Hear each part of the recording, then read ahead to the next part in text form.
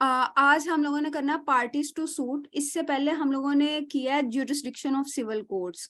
Jurisdiction of civil courts के लिए हम लोगों ने pecuniary jurisdiction, subject matter jurisdiction, territorial jurisdiction वगैरह की। उसके बाद जिनके रेलेवेंट प्रोविजन हमारे पास सेक्शन 6 है, सेक्शन 9 है, सेक्शन 15 से लेके सेक्शन 20 तक है। फिर हम लोगों ने ये देखा सेक्शन 21 के अंदर के किस तरीके से हम लोग ऑब्जेक्शन ले सकते हैं। अब ऑब्जेक्शन रेज करने के बाद फिर हमने देखा क्या कोई सूट ट्रांसफर किया जा सकता है, जिसकी लास्ट टाइम मैंने आप लोग को रिकॉर्डिंग्स भी भेजी थी कि हाँ किया जा सकता है। उस कैसे कि सेक्शन 24 के तहत कोई भी पार्टी टू सूट जो होगी वो एप्लीकेशन देगी हायर लेवल के कोर्ट को। जैसे अगर हम लोग सिविल कोर्ट में बैठे हुए हैं तो डिस्ट्रिक्ट कोर्ट को एप्लीकेशन देगी, और अगर हम लोग डिस्ट्रिक्ट कोर्ट में बैठे हुए हैं तो फिर हमारे हाई कोर्ट को ये एप्लीकेशन जाएगी। ठीक है, अब वो वाला कोर्ट डिसाइड करेगा कि आया ये सूट आगे फर्दर ट्रांसफर होना चाहिए या नहीं।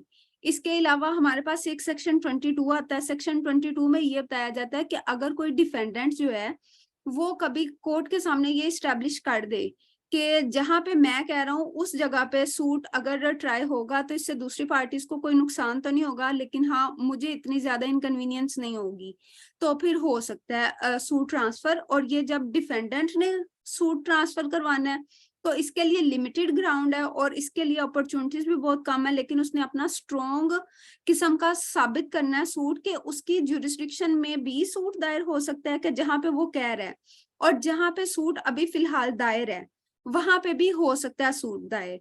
यानी कहने का मतलब ये कि अगर हमारे पास एक ए यहाँ पे मौजूद है जो लाहौर में है और दूसरा बी जो कसूर में है, ठीक है, तो अब लाहौर और कसूर दोनों ही जगह पे सूट दायर हो सकता है। और जब ये डिफेंडेंट आया कोर्ट के अंदर तो वो ये मानता है कि ये लाहौर में भी कोर्ट के अंदर सूट हो सकता है और कसूर में भी, और इस चीज को मान के अगर चलेगा तो ये सेक्शन 22 की अगर अपनी एप्लीकेशन देता है तो फिर इसकी एप्लीकेशन अगर कोर्ट को साउंड लगती है तो फिर इसका प्लेंटिफ का सूट ट्रांसफर कर दिया जाएगा, अदरवाइज नहीं किया जाएगा। इसमें आप लोगों ने हमेशा ये बात ख्याल रखनी है कि जो प्लेंटिफ होता है प्राइमरी राइट उसका होता है कि किस तरीके से वो किस जगह पे चूज करना चाह रहा है अपना फोरम, कि वो वहां से अपना रिड्रेसल ले सके किसी भी राइट के इनफ्रिंज होने का। इसके अंदर जब भी एक प्लेंटिफ सूट दायर करता है तो जितनी भी हम लोगों ने जुरिस्डिक्शंस पढ़ी है ना उसमें टेरिटोरियल और सब्जेक्ट मैटर इनको प्लेंटिफ ने मद्देनजर रखना है, क्योंकि जो पिक्यूनरी जुरिस्डिक्शन है ये जब हम कोर्ट में जाते हैं तो कोर्ट डिसाइड करता है साइन करते वक्त कि क्या ये सिविल जज क्लास 1 का केस है, सिविल जज क्लास 2 का केस है या सिविल जज क्लास 3 का। और ये कहाँ से हमें पता चलेगा?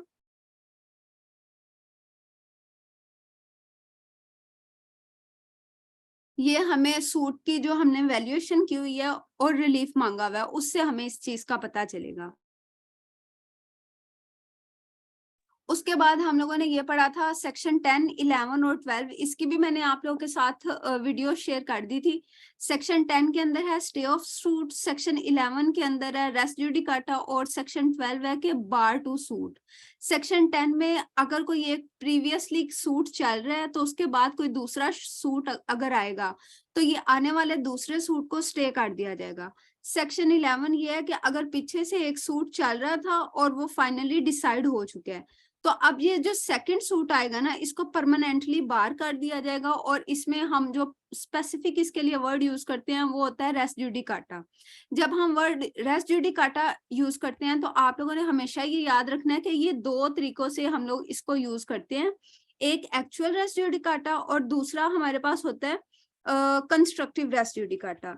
इसके लिए जो सबसे ज्यादा प्राइम फोकस होता है हमारा इंटरव्यू वगैरह में कभी सवाल आ सकता है, या कभी कॉन्सेप्चुअल क्लैरिटी के लिए, या फिर आप लोगों से सीनियर कभी कभार प्रैक्टिस में पूछ लेते हैं, या किसी भी तरीके से अगर आप लोग सूट लेके गए हुए हो कोर्ट में और आप लोग रिलीफ सेक्शन पे जितना भी रिलीफ मांग रहे हो, या अगर आप डिफेंडेंट हो तो प्लेंटिफ ने क्या रिलीफ मांग लिया है, आपने इस चीज को लाजमी याद रखना है कि जो रिलीफ एक प्लेंटिफ था अगर वो at the time of institution of suit कोई रिलीफ मांग सकता था और उसने वो नहीं मांगा, ठीक है, स्पेसिफिकली अपनी प्लेंट के अंदर नहीं मांगा, तो फिर उसके ऊपर जो डिक्री और जजमेंट है वो अल्टीमेटली पास हो चुकी है। अब यही प्लेंटिफ जो है ना ये सेकंड टाइम कोर्ट में जो रिमेनिंग इसका पार्ट है ना उसको लेके कोर्ट में नहीं आ सकता। अगर ये प्लेंटिफ कोर्ट में लेके आया तो आप जाहिर है डिफेंडेंट साइड से होंगे, तो आपने वहां पे सेक्शन 11 का सहारा लेना है, सेक्शन 11 रेस जुडिकाटा का, और मोर स्पेसिफिकली इसमें आपने सहारा लेना है एक्सप्लेनेशन 4 का, क्योंकि एक्सप्लेनेशन 4 हमें ये बताती है कि अगर किसी भी शख्स ने एक टाइम पे अगर वो कोई सूट ले सकता था, सॉरी, एक शख्स जो है वो किसी भी सूट के अंदर कोई ना कोई रिलीफ ले सकता था और उसने उस टाइम मांग एक्सप्रेसली सकता, रिलीफ नहीं मांगा, और फिर अब वो, सॉरी क्या कह रही हैं? वही कंटिन्यू करती, मैंने कहा रिलीफ मांग सकता था लेकिन नहीं मांगा। हाँ जी, जी के एस अब्बासी। अस्सलाम वालेकुम मैम। वालेकुम मैम करनी मेरा क्वेश्चन था वो मेरा क्लियर नहीं हो पा रहा मैम। सब्जेक्ट मैटर जो है एक्चुअली वो तो पेक्यूनियरी ही होती है जुरिसडिक्शन, तो मैम इन दोनों में क्या फर्क होगा, हमें कैसे पता चलेगा जुरिसडिक्शन के बारे में? मैं एक मिनट अगली बात कर लूं, ये मैं आपको दोबारा बताती हूँ। Yes ma'am, thank you so much. जी ठीक है। अच्छा, इसके अंदर हम लोग कर रहे थे कंस्ट्रक्टिव रेस्ट जुडिकाटा। सेक्शन 11 के अंदर हम लोगों ने एक्सप्लेनेशन 4 है, ये कंस्ट्रक्टिव रेस्ट जुडिकाटा से डील करती है। कुछ लोग आपको ना डाइवर्ट करने के लिए एक्सप्लेनेशन 5 या 6 को भी कह देंगे, बड़े प्रूफ देने की कोशिश करेंगे कि ये ना ये भी रेस्ट जुडिकाटा में आती है, क्योंकि एक में रिलीफ की बात कर रहे हैं, तो हम लोग उस पर नहीं करेंगे गौर इतना ज्यादा, क्योंकि हमारे पास जो एक्चुअल तरीका है कंस्ट्रक्टिव रेस्ट जुडिकाटा का वो हमें एक्सप्लेनेशन 4 ही प्रोवाइड कर रही है, ठीक है। अच्छा, इसके अंदर आप लोगों ने डिफरेंस जस्ट एक ही रखे कि जो चीज आप लोगों ने मांग ली है और वो फिर एक चीज आप लोगों ने यहाँ पे मांग सकते थे और वो मांग ली है, तो वो सेक्शन 11 के तहत एक्सप्रेसली रेस्ट जुडिकाटा में आएगी, यानी कि एक्चुअल रेस्ट जुडिकाटा में। लेकिन अगर एक चीज आप मांग सकते थे लेकिन आपने नहीं मांगी, तो फिर ये एक्सप्लेनेशन 4 के अंदर आ जाएगी, जो कि है कंस्ट्रक्टिव रेस्ट जुडिकाटा, ठीक है। उसके बाद हमारे पास सेक्शन 12 आता है। सेक्शन 12 हमें ये बताता है कि क्या नाम लेते हैं, कोई भी सूट जो कि प्रीक्लूड है किसी भी रूल के लिए। अब रूल कौन से है? जो हमारा फर्स्ट स्केड्यूल है ना, उसके अंदर हमारे पास 51 टोटल ऑर्डर्स हैं। इन सब ऑर्डर्स में से किसी भी ऑर्डर के किसी भी रूल के तहत अगर हमें कोर्ट ने ये कह दिया है, ऑर्डर ने हमें ये कह दिया है कि आप सूट दायर नहीं कर सकते, तो फिर हम उससे प्रीक्लूड होंगे, मतलब नहीं करेंगे सूट दायर। तो हम क्या करेंगे, हम 12(2) की एप्लीकेशन लाएंगे जहां पे बनती होगी। 12(2) की एप्लीकेशन के लिए हमारे पास 3 ही ग्राउंड होते हैं, एक फ्रॉड होता है, एक मिसरिप्रेजेंटेशन होता है, और एक वांट ऑफ ज्यूरिसडिक्शन। वांट का मतलब होता है कमी, ठीक है, वांट ऑफ ज्यूरिसडिक्शन। उसके अलावा अगर हमें कोई ये लगता है कि हमें नोटिस समन सर्व नहीं हुए और कोई जजमेंट और डिक्री आ चुकी है, तो उसके लिए फिर हम लोग ऑर्डर 9 रूल 13 को यूज करते हुए अपनी एप्लीकेशन कोर्ट में लाएंगे, लेकिन इंडिपेंडेंट सेपरेट सूट दायर नहीं करेंगे।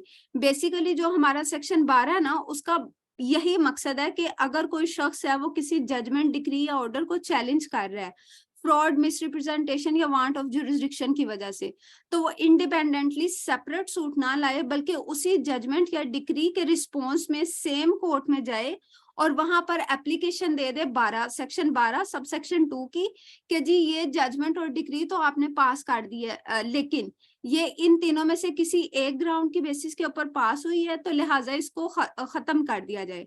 अच्छा, आप लोगों में से ना बहुत से लोगों के पास अमेंडेड लॉ नहीं होगा 2018 का।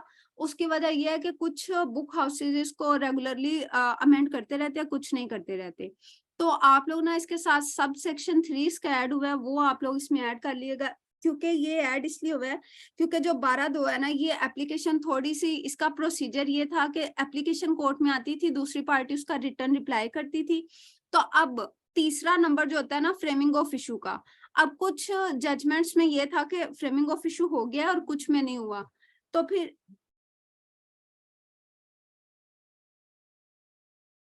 अब इसके प्रोसीजर पे थोड़ा बहुत मसला होता था, जिसको हल करना एक हमारे लिए ना चैलेंज था। तो अब 12(2) की वजह, 12(3) की वजह से अब उन्होंने ना इसके अंदर थोड़ी सी चेंजेस की है। एक मिनट रुकिएगा, मैं आपको पढ़ के बता देती हूँ।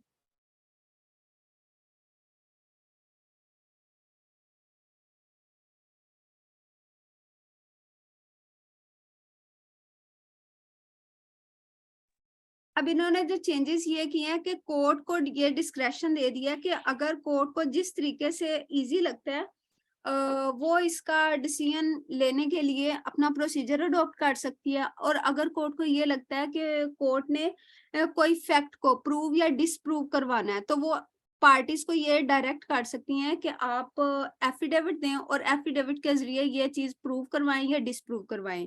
ये आप लोग ना कर लीजिएगा जरा नोट। अभी जो मैं बोलने लगी हूँ वैसे ये कल वाले लेक्चर में भी था जो मैंने आप लोगों के साथ लिंक शेयर किया था। अदरवाइज लेक्चर के बाद मैं आप लोगों के साथ अमेंडमेंट्स शेयर कर दूंगी, आप लोग वहां से भी देख लीजिएगा। लेकिन just for the sake of clarity मैं अभी यहाँ पे ये लाइन बोल देती हूँ। For the purposes of disposal of an application under subsection 2, the court may, in the interest of expeditious disposal, और यही वर्ड जो है ना दो expeditious disposal, यही आप लोग हाईलाइट कर लीजिएगा, apply such fair procedure as the circumstances of the case warrants। यानी कि अब कोर्ट की ये डिस्क्रेशन है कि वो कोई भी प्रोसीजर जिसको अडॉप्ट करना चाहे वो कर सकता है। यानी कि अगर वो फ्रेमिंग ऑफ इशू करना चाहे तो कर सकता है, अगर वो उसके बगैर ही फैसला करना चाहे 12(2) की एप्लीकेशन का तो वो फिर भी कर सकता है। And shall unless for the reason to be recorded it directs otherwise order any fact to be proved or disproved by any by an affidavit। और कोर्ट को ये भी अलाउ है कि अगर उसने सिर्फ और सिर्फ किसी फैक्ट को प्रूव या डिसप्रूव करवाना है तो उसके लिए वो ये कह सकती है कि आप एफिडेविट दें और इसकी बुनियाद के ऊपर कोई भी फैक्ट आप प्रूव करें या डिसप्रूव करें। ठीक है, यहाँ तक आप लोग को समझ आ गई है? प्लीज कंफर्म कीजिएगा। जी मैम क्लियर है। अच्छा, अब एक मैम का सवाल था यहाँ पे पिक्यूनरी ज्यूरिसडिक्शन और सब्जेक्ट मैटर ज्यूरिसडिक्शन का क्या मतलब होता है। पिक्यूनरी सिर्फ आप पी से पैसे और पी से पिक्यूनरी, ये आप याद रख लें कि अगर किसी भी शख्स ने अपने सूट के अंदर अपने प्रेयर के अंदर कोई भी रिलीफ मांगा और उसमें मनी की बात की गई है और वो जो मनी होगी ना वो पिक्यूनरी ज्यूरिसडिक्शन होगी। और इसको हम लोग तब देखेंगे कि जब ये सिविल जज क्लास 1, सिविल जज क्लास 2 और सिविल जज क्लास 3 के रेफरेंस से होती है। सिविल जज क्लास 3 की जो है ना पिक्यूनरी ज्यूरिसडिक्शन वो 10 लाख है, सिविल जज क्लास 2 की 50 लाख है और सिविल जज क्लास 1 की अनलिमिटेड है। ठीक है, ये पता नहीं क्या हो रहा है। अच्छा, सिविल जज क्लास 1 की अनलिमिटेड है।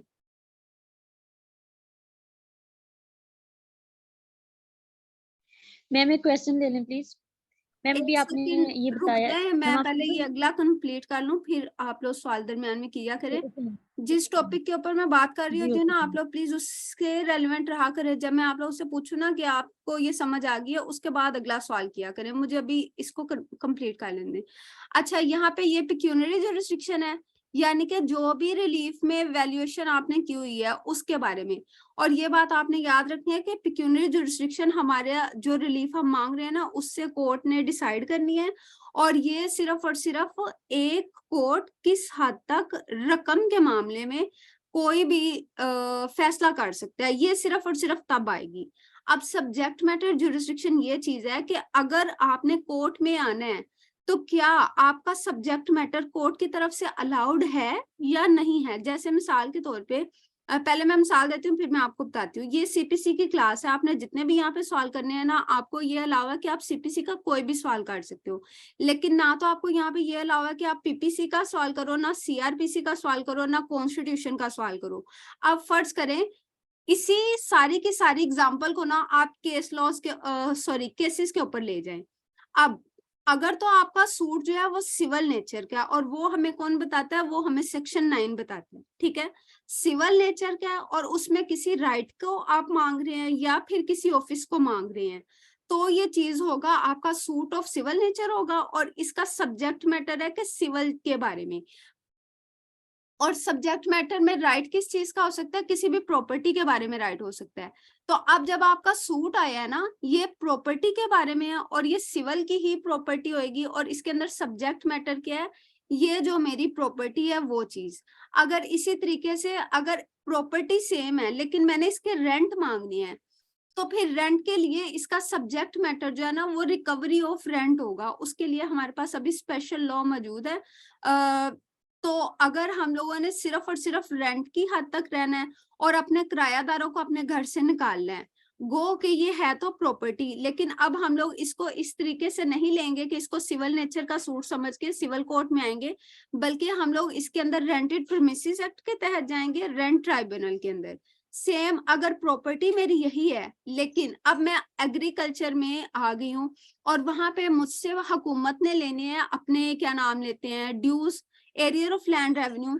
अब वहां पे मेरा जो सारा का सारा ना प्रॉपर्टी गो ये है, लेकिन यहाँ पे अब सब्जेक्ट मैटर है एरियर ऑफ लैंड रेवेन्यू, तो फिर उसके लिए जो कोर्ट है ना वो रेवेन्यू कोर्ट आएंगी, ठीक है। अब अगर मेरे पास यही प्रॉपर्टी है और मुझे इस प्रॉपर्टी से घर से निकाल दिया गया बाय फोर्स और गुंडा एलिमेंट के साथ, अब प्रॉपर्टी गो ये है, लेकिन इसमें सब्जेक्ट मैटर जो है ना वो इलीगल डिस्पोजेशन है, तो फिर मुझे कोर्ट में कहाँ पे जाना पड़ेगा, सेशंस कोर्ट, और वहां पे मैं जाके इस्तगासा दायर करूंगी। क्यों? क्योंकि उसका सब्जेक्ट मैटर है इलीगल डिस्पोजेशन, उसको डील कर रहा है इलीगल डिस्पोजेशन एक्ट। और फिर मैं अगर अपनी प्रॉपर्टी में रिस्टोर होना चाहती हूँ तो फिर मुझे वही कोर्ट जो है ना अपनी प्रॉपर्टी में रिस्टोर करवाएगा। तो कहने का ये मतलब है कि आपने ये देखना है कि आप कोर्ट में किस तरीके से, किस हवाले से क्या चीज मांगने जा रहे हैं, वो चीज होगी आपकी सब्जेक्ट मैटर। इसके अंदर एक ही प्रॉपर्टी थी जिसमें अगर तो मैंने कोई राइट लेना था तो मैं सिविल कोर्ट में जाऊंगी, लेकिन अगर मैंने सिर्फ और सिर्फ, मैं इसको रिपीट कर रही हूँ, अगर मैंने सिर्फ और सिर्फ अपने ये रेंट्स लेने हैं, रेंट्स, और अपने किरायादार से अपना घर खाली करवाना है, तो फिर यहाँ पे मैं रेंट ट्राइब्यूनल में जाऊंगी। अगर मुझे वहां से किसी ने इलीगली डिस्पोजेस कर दिया तो फिर मैं यहाँ से सेशंस कोर्ट जाऊंगी, इलीगल डिस्पोजेशन के एक्ट। अगर किसी ने रेवेन्यू मुझसे लेना है यानी कि रेवेन्यू कोर्ट, तो फिर वहां पे क्या होगा, रेवेन्यू कोर्ट होगा। अब ये सारा कुछ जो है ना ये इसका है सब्जेक्ट मैटर, ठीक है। आपको यहाँ तक बात समझ आ गई है? Yes ma'am. अब नेक्स्ट क्वेश्चन किसका था, प्लीज पूछे। मैम अभी आपने 12(3) को एक्सप्लेन किया ना कि सर्कमस्टांसेस के हिसाब से कोर्ट जो है वो एक्सपेडिशियस डिस्पोजल करेगी, तो अब आप कह रहे हैं कि इशू फ्रेम करे या ना करे, बयान हल्फी जब कोर्ट मांगेगी तो उस सिचुएशन में मांगेगी जब इशू फ्रेम नहीं होंगे, तो तब बयान हल्फी मांग के फिर कोर्ट जो है डिस्पोज ऑफ कर सकती है। मैम मुझे ये क्लियर कर दें प्लीज। हाँ जी, बिल्कुल ऐसे ही। अगर उन्होंने फ्रेमिंग ऑफ इशू नहीं की है और वो वैसे कह रहे हैं कि वकील साहब आप इस बात के ऊपर हमें क्लैरिफाई कर दें और आप मुझे ना इसके ऊपर बयान हल्फी दे दें, तो वो बयान हल्फी की हद तक ही आएंगे, फिर फ्रेमिंग ऑफ इशू नहीं होगी। इसकी वजह ये है कि हमारे पास ना ओथ एक्ट एक मौजूद है, उसके अंदर अगर लिखा हुआ है कि अगर किसी शख्स ने झूठी गवाही झूठा बयान हल्फी वगैरह दिया हुआ ना कोर्ट के अंदर, तो उसके खिलाफ ना ऑन ओथ कोई स्टेटमेंट दी है, एग्जैक्ट वर्ड ये है, तो उसके खिलाफ ना कार्रवाई हो सकती है। अब अगर जज साहब ने ये कह दिया कि आप एफिडेविट से कोई चीज प्रूव या डिसप्रूव करने के लिए दे दें, तो कल को अगर वो चीज गलत आ जाती है और उसकी मेलाफाइडे शो हो जाती है, तो फिर हम लोग उसको ओथ एक्ट के तहत प्रोसिक्यूट करवा सकते हैं। और दूसरी ये बात है कि वैसे भी फिर उसके खिलाफ पीपीसी की भी कार्रवाई कोर्ट इशू करवा सकते हैं। यहाँ तक सबको क्लियर है? प्लीज कंफर्म कीजिएगा। यस मैम, मैम क्लियर है।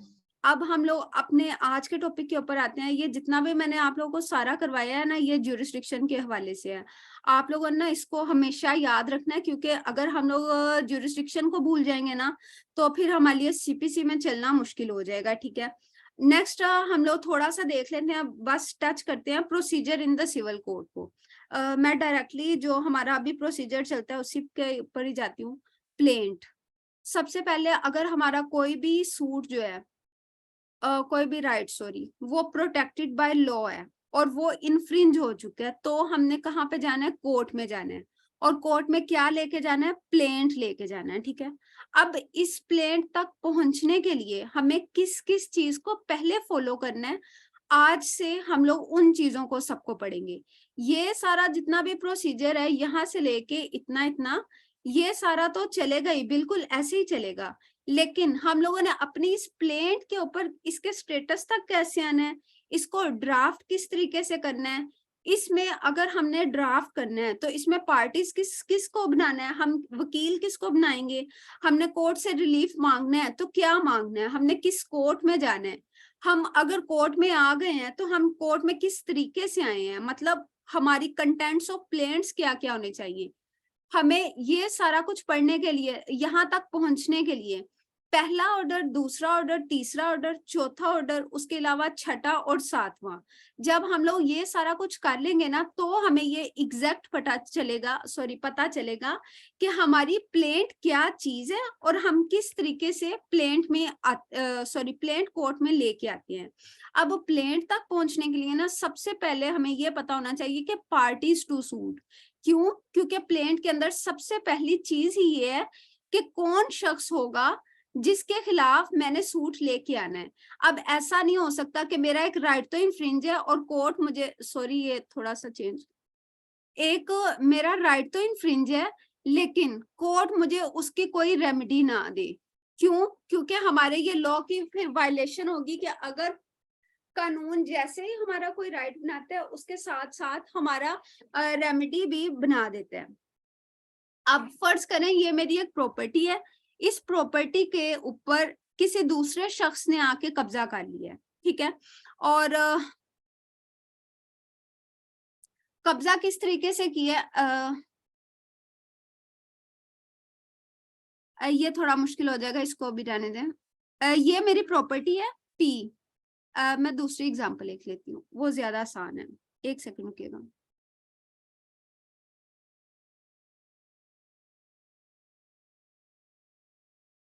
अच्छा, ये एक मेरी प्रॉपर्टी है, ठीक है। अब इस प्रॉपर्टी के ऊपर ना मेरा ही कब्जा है, मेरा नाम ये है। अब एक बी आते हैं, वो कहते हैं कि नहीं ये प्रॉपर्टी आपकी नहीं है, ये प्रॉपर्टी मेरी है। मैंने किस तरीके से हासिल की ये प्रॉपर्टी? मैंने इनहेरिटेंस से ये प्रॉपर्टी हासिल की। अब ये जो बी साहब है ये किस तरीके से प्रॉपर्टी दिखा रहे हैं कि ये प्रॉपर्टी मेरी है, इसके लिए ना वो एक सेल डीड ला रहे हैं, ठीक है। और वो सेल डीड ऐसी सेल डीड है जिसको मैंने एग्जीक्यूट अपनी जिंदगी में नहीं किया और मेरे फोर फादर्स ने भी कभी एग्जीक्यूट नहीं किया। ये पता नहीं क्या हो रहा है, एक सेकंड रुकिएगा।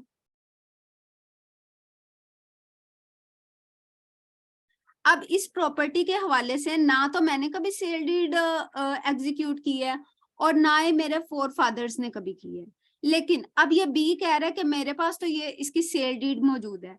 अब मैंने कोर्ट में जाना है और कोर्ट में जाके मैं ये दावा कर सकती हूँ ना, सूट फॉर डिक्लेरेशन, कि जी ये मेरी प्रॉपर्टी है, मैंने अपने वालिद से इनहेरिट की है। तो ये सिंपल सेक्शन 42 के तहत मैं कोर्ट में जाऊंगी और सूट लेके चली जाऊंगी।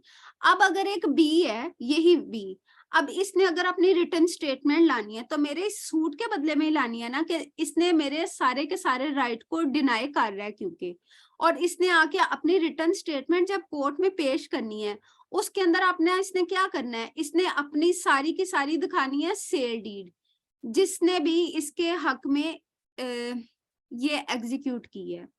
आप लोगों ने ना अपनी ये हमारा जितना भी आगे लेक्चर चलना है ना, ये ऑर्डर 7 तक इसी को याद रखना है, ठीक है, इसी मिसाल को याद रखना है। हम लोग इसी को ही बिल्कुल 1 बाय 1 आगे लेके चलेंगे। आज का जो हमारा ये इतना मैंने एक्सप्लेन किया ना, इसमें से सिर्फ 2 बातें हैं, एक मैं हूं और एक ये बी है।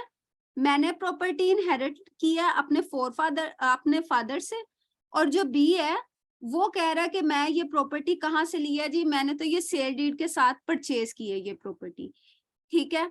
अब हम लोग यहाँ से देखते हैं कि अब पार्टीज टू सूट कौन कौन हो सकता है, ठीक है। यहाँ तक आप लोग को ये मिसाल समझ आ गई है? प्लीज बताइएगा। Yes ma'am. Yes ma'am. Section 42 advocate specific relief act का, और आप लोग प्लीज अपने नाम पूरे लिखा करें और सही लिखा करें। अब आप लोग सारे प्रोफेशनल है और प्रोफेशनल में इस तरीके से अच्छा नहीं लगता नाम, मतलब अपना नाम लिखा होना।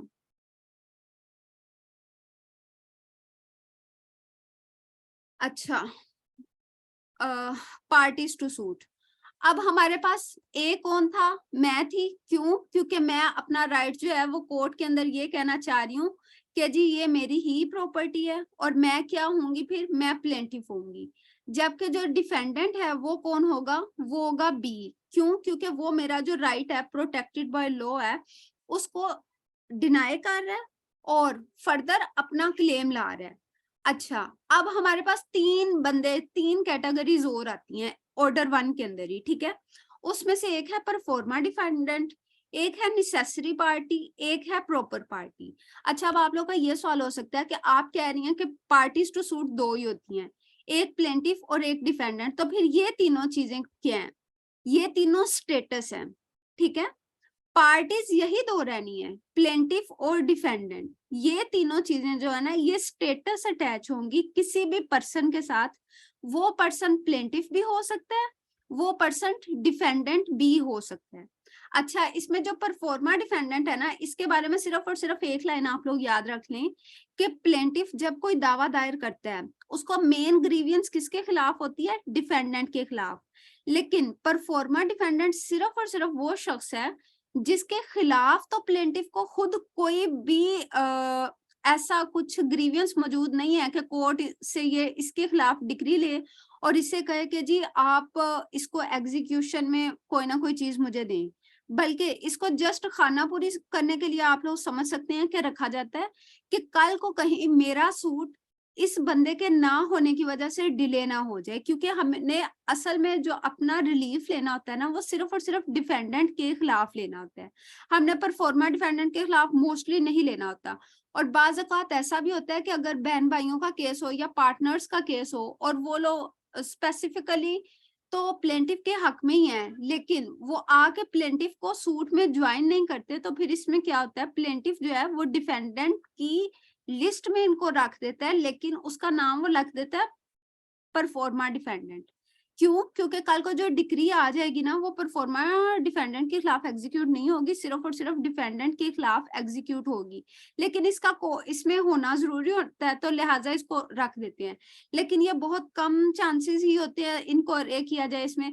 मतलब अगर आपने 100 को केसेस देखा है ना, तो उसमें से कोई 10 या 7 इतने केसेस होंगे जिसमें ये नजर आएंगे आपको, अदरवाइज नजर नहीं आएंगे। अब हमारे पास दो बंदे और आ जाते हैं, एक नेसेसरी पार्टी और एक प्रॉपर पार्टी। इसमें आप लोग लिख लें नेसेसरी पार्टी, लिख के ऊपर स्टार लगा दे, जैसे मैंने यहाँ पे लगाया हुआ है।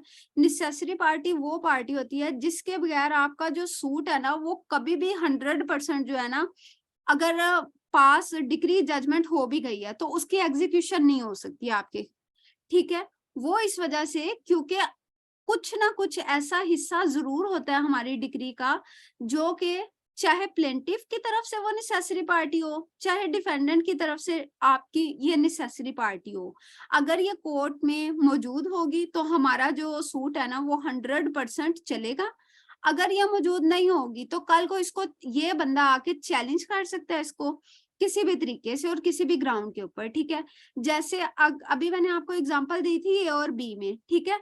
अब हो सकता है कि इसमें जो ए है वो आके सूट तो दायर कर दे, लेकिन ए के साथ कोई 2-3 और बहन भाई भी हों और वो आके अगर कोर्ट में कल को ये कह दें कि जी हमारे वालिद साहब जो है उन्होंने ना सिर्फ ए को बल्कि हम 2-3 लोगों को मजीद हम सबको भी इसका इनहेरिटेंस के जरिए हमें ये प्रॉपर्टी डिवॉल्व हुई थी, लेकिन अब यहाँ पे ए ने क्या होशियारी मारी हुई है, इसमें ए यानी कि मैंने कहा हुआ है कि जी ये प्रॉपर्टी मुझे ही हासिल हुई। ये इतना क्यों हो रहा है? अच्छा, ए अगर इसके साथ ये 3 लोग हैं बी, सी और डी, और ई भी कर लें, एफ भी कर लें। अब ये सारे मौजूद है मेरे साथ, ठीक है। आप लोग इसको ऐसे ही एक पेज पे बनाते जाएं ताकि लास्ट तक आपके साथ ही ये चलता जाए। और जो दूसरी साइड पे बी है, अभी तो हमारे पास जो एक्शन में है वो सिर्फ ये दो है ना, ए और बी। ए का जो है वो कह रहा है राइट अलेज कर रहा है, बी उसको डिनाई कर रहा है। अब अगर कल को ये सारे बी आ जाएं, सारे बहन भाई, और ये सारे बहन भाई आके ये कहें कि नहीं ये सिर्फ ए की ही प्रॉपर्टी नहीं है बल्कि ये हमारी B, C, D, E, F इनकी भी ये प्रॉपर्टी है, और अगर इसने ये जो डिक्री है वो कोर्ट से ले ली है, तो फिर क्या हुआ? उसके लिए हमारे पास ये सारे लोग क्या थे, इसमें नेसेसरी पार्टी थे। नेसेसरी पार्टी इसलिए थे क्योंकि इनको अगर ये होते तो इन सबके हक में ये जो डिक्री पास होनी थी, कोर्ट ने इनका स्टेटस जो था ना उसको डिक्लेयर कर देना था कि ये सारे बहन भाई हैं और सबकी ही ये असल में प्रॉपर्टी है। अब अगर मैंने फ्रॉड के जरिए ये प्रॉपर्टी अपने नाम लिखवा ली है, तो बी, सी, डी और ई जो है ये सब लोग जो होंगे ये कोर्ट में आ सकते हैं और इस डिक्री को चैलेंज कर सकते हैं फ्रॉड की बिना पे। और जब इन्होंने फ्रॉड की बिना पे चैलेंज करना है ना अल्टीमेटली, तो ये 12(2) में ही कोर्ट में आएंगे, ना कि ये सेपरेट सूट लाएंगे। अच्छा, प्रॉपर पार्टी वो वाली पार्टी होती है जो कि इतनी ज्यादा 100% तो नहीं आपके लिए जरूरी होती, लेकिन अगर हो जाएगी और कल को ये कोर्ट के अंदर मौजूद होगी तो फैसला देने में ना कोर्ट को आसानी हो जाएगी। वो इस वजह से क्योंकि हो सकता है कि कोई ना कोई कड़ी जो है वो इसकी ना लगती हो हमारे साथ। और अच्छा, इसके अंदर एक और कॉन्सेप्ट है मिस ज्वाइंडर और नॉन ज्वाइंडर। मिस ज्वाइंडर का ये मतलब होता है कि अगर एक पार्टी है उसको गलती से हम लोगों ने प्लेंटिफ बनाना था तो डिफेंडेंट बना दिया, डिफेंडेंट बनाना था प्लेंटिफ बना दिया। और नॉन ज्वाइंडर ये होता है कि अगर एक शख्स है उसको पार्टी बनाया ही नहीं, जैसे मेरे केस में अगर ए के साथ B C D E F इनको मैंने पार्टी नहीं बनाया, तो ये क्या चीज थी, ये नॉन ज्वाइंडर थे। जब एक शख्स जो है वो नॉन ज्वाइंडर होता है या मिस ज्वाइंडर होता है तो फिर वो ऑर्डर 1 रूल 10 की एप्लीकेशन देता है अगर उसने सूट के अंदर ऐड होना हुआ। लेकिन अगर जो दूसरी पार्टी है, यानी कि अगर प्लेंटिफ है तो डिफेंडेंट, अगर डिफेंडेंट है तो फिर प्लेंटिफ, उन्होंने ये ऑब्जेक्शन लेना हो कि ये शख्स जो है उसको प्लेंटिफ होना चाहिए था या डिफेंडेंट होने चाहिए था। अच्छा, ये देखिए, अगर एक प्लेंटिफ है और एक डिफेंडेंट है, प्लेंटिफ ने अपने साथ 3 लोगों को बनाया हुआ पार्टी, लेकिन अब जो डिफेंडेंट है वो ये कह रहा है कि ये जो तीनों है ना इनको प्लेंटिफ नहीं होना चाहिए, इनको डिफेंडेंट होना चाहिए। तो फिर इसने यहाँ पे मिस ज्वाइंडर का अपनी प्ली रेज करनी है डिफेंडेंट ने, ठीक है। और फिर क्या होगा, कोर्ट ये देखेगी कि वाकई क्या ये मिस ज्वाइंडर हुए हैं, यानी कि इनको प्लेंटिफ नहीं होना चाहिए था, इनको डिफेंडेंट होना चाहिए था। तो फिर कोर्ट क्या करेगी, इनको यहाँ से इनके नाम ट्रांसपोज कर देगी डिफेंडेंट में। Same is the case for कि अगर हमारे पास डिफेंडेंट के साथ कुछ लोगों के नाम जुड़े हुए हैं और दूसरी पार्टी ये ऑब्जेक्शन ले कि नहीं इनको डिफेंडेंट नहीं इनको प्लेंटिफ होना चाहिए, तो फिर कोर्ट ये देखेगी इसका प्लेंटिफ ऑब्जेक्शन रेज करेगा। तो ऑब्जेक्शन रेज करने के बाद ना कोर्ट इनके नाम इधर ट्रांसपोज कर देगी। और अगर नॉन ज्वाइंडर है तो फिर हम लोग 110 की एप्लीकेशन देंगे और 110 की एप्लीकेशन देने के बाद फिर हमारा जो सूट है ना वो आगे चलेगा उस पार्टी को इसके अंदर डाल के। अच्छा, अब हम यहाँ तक आप लोग को समझ आ गया, प्लीज बताइएगा। Yes ma'am. मैम ये प्रॉपर पार्टी जरा क्लियर कर दें। प्रॉपर पार्टी आप लोग समझ लें वो वाली पार्टी के जो अगर कोर्ट में ना होगी ना तो फैसला आ जाएगा, तो फैसला तो हो जाएगा लेकिन अल्टीमेटली कभी ना कभी वो चैलेंज हो सकती है, लेकिन उससे फाइनल डिसीजन के ऊपर कोई भी डायरेक्ट इफेक्ट नहीं होगा, यानी कि सिर्फ प्रॉपर पार्टी के ना होने की वजह से कभी आपकी जो डिक्री है ना वो खारिज नहीं होगी।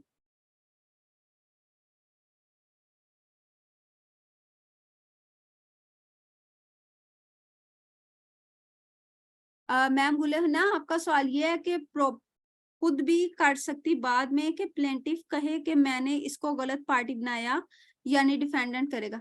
इसके अंदर कोर्ट भी देख सकती है खुद कि ये पार्टी क्या प्रॉपर है या नहीं, प्रॉपरली अरे की गई है या नहीं। अगर मिस ज्वाइंडर उसकी हुई है तो उसको वो दूसरी साइड पे ला सकता है, लेकिन कोर्ट के पास इतना टाइम नहीं होता और बहुत ही कम ही एक्टिव जजेस होते हैं जो इस तरीके का ना नोटिस लें इस प्लेंटिफ और डिफेंडेंट की बात में। ज्यादातर ये होता है कि अगर प्लेंटिफ बन गए हैं ना बहुत ज्यादा, तो उसमें जो डिफेंडेंट है उसको किसी को लाना है अपनी साइड पे, यानी कि डिफेंडेंट वाली साइड पे, तो वो उसके ऊपर ऑब्जेक्शन रेज करेगा ऑर्डर 1 रूल 13 के तहत। और अगर कहीं पे डिफेंडेंट साइड पे कोई शख्स चला गया है तो फिर प्लेंटिफ करेगा ऑर्डर 1 रूल 13 के लिए, क्योंकि जो ऑब्जेक्शन रेज करना है ना वो ऑर्डर 1 रूल 13 के तहत ही करना है। और अगर किसी ने फर्स्ट कोर्ट ऑफ इंस्टेंस में ये ऑब्जेक्शन रेज नहीं किया तो फिर नेक्स्ट जाके वो ये नहीं कर सकता। क्यों? क्योंकि फिर ये समझा जाएगा कि इस शख्स ने अपना right to raise objection regarding misjoinder और नॉन ज्वाइंडर उसको वेव कर दिया। वेव करने का ये मतलब होता है कि अब नेक्स्ट